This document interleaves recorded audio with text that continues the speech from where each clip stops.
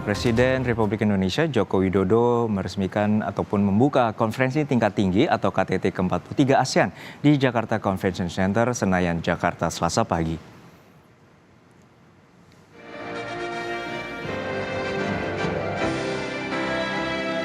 Jokowi didampingi Ibu Negara Iriana Jokowi dan juga menyambut kedatangan para pemimpin negara anggota ASEAN, termasuk dua pemimpin negara undangan, yakni pemimpin negara Cook Island dan juga Bangladesh. Dalam sambutannya, Jokowi mengaku senang menyambut kehadiran keluarga besar ASEAN di Indonesia, meski banyak pertanyaan publik soal keutuhan dan eksistensi ASEAN.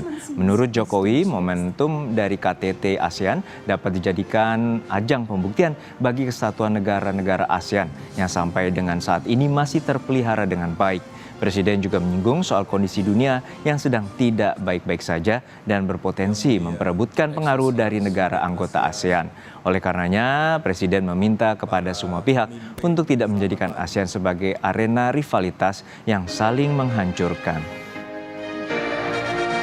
Yang mulia, pada momentum yang baik ini, sebagai anggota keluarga dan sebagai ketua ASEAN, saya ingin menegaskan bahwa kesatuan ASEAN sampai dengan saat ini masih terpelihara dengan baik.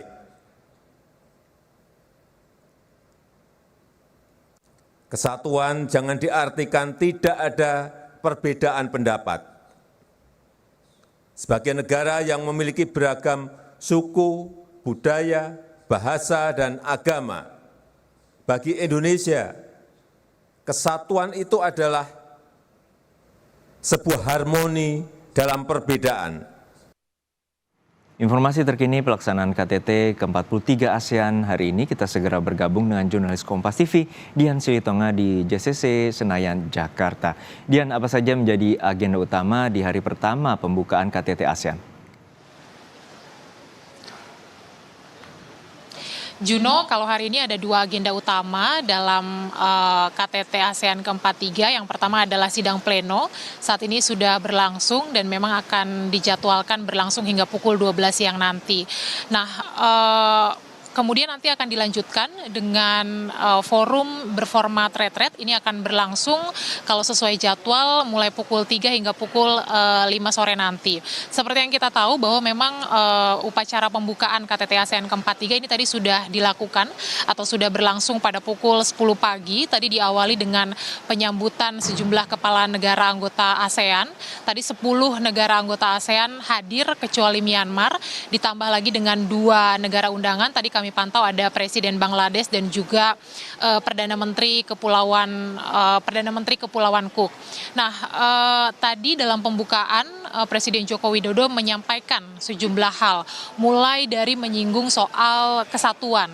Kita tahu bahwa memang kawasan negara Asia Tenggara atau ASEAN ini tentu saja memiliki beragam perbedaan, mulai dari perbedaan bahasa, kemudian juga budaya, agama, dan lain sebagainya. Sehingga memang tentu saja perbedaan ini bisa memantik terjadinya konflik. Tapi tadi Presiden Joko Widodo menyampaikan bahwa justru perbedaan ini harus menjadi atau memperkuat demokrasi di kawasan Asia Tenggara sehingga juga bisa menciptakan kesetaraan.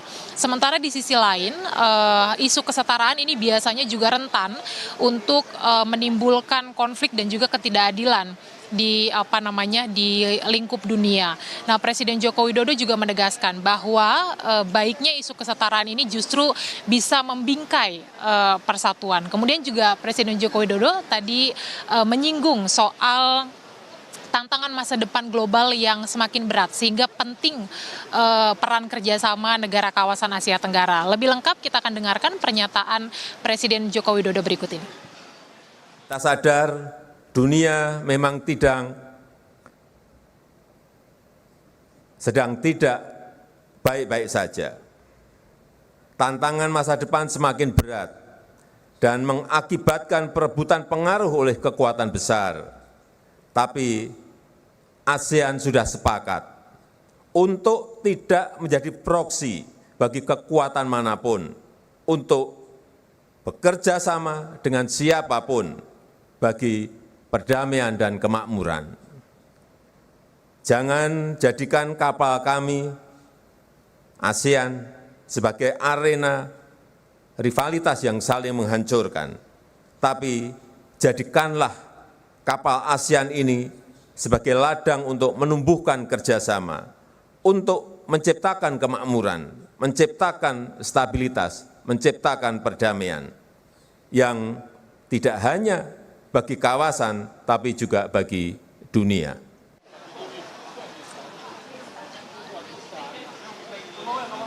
Selain dua agenda utama yang tadi sudah saya sampaikan, hari ini juga ada agenda tambahan, yakni upacara pembukaan Forum ASEAN Indo-Pasifik.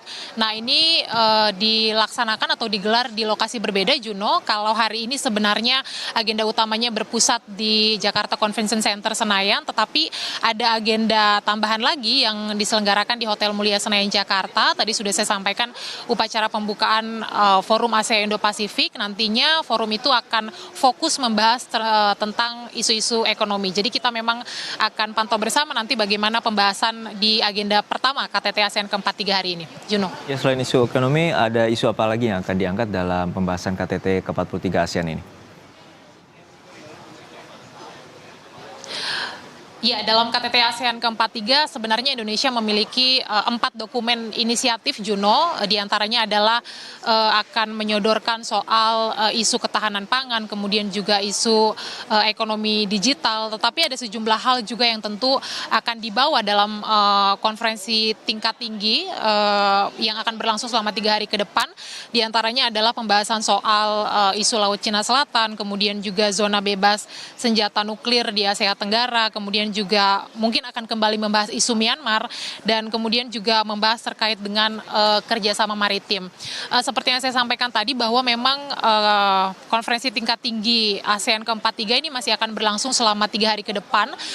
Secara keseluruhan memang akan ada 12 pertemuan yang akan dihadiri oleh Presiden Joko Widodo, tetapi spesifik isunya mana saja yang dibahas di hari mana, ini yang memang belum disampaikan. Jadi kita nantikan nanti biasanya di akhir agenda hari ini, sore hari akan ada konferensi pers yang akan menyampaikan apa pembahasan hari ini dan kesepakatan apa yang sudah disepakati dalam pertemuan yang dilakukan. Juno. Baik, terima kasih jurnalis Kompas TV Dian Silitonga dari JCC Senayan, Jakarta.